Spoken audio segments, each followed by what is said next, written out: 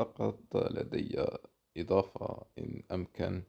بالنسبة للاعب الظهير الأيسر لاعب منتخبنا الوطني جوان حجام، فقد قمنا بمتابعته مع الفريق الطبي على أمل استرجاعه في المقابلات المتبقية للمنتخب الوطني في منافسة كأس إفريقيا. لكن للأسف جوان حجام سيغيب رسميا عن المنتخب الوطني ويعود لفريقه يونغ بوي من أجل استكمال العلاج الطبي هناك.